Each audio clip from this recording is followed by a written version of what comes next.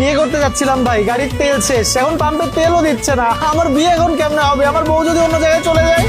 তেল কি বুঝিনি, আগে তো খুঁজিনি, আজ কি হলো রে আমার। তেল তো আজ শেষ, ব্যবসা জম্পেশ, লাইনে এসো কালাবার। তেল ছাড়া না এই মন বাঁচে, তেল ছাড়া বউকে আর আছে। আয় চলে আয় আমার ট্যাঙ্কে আয়।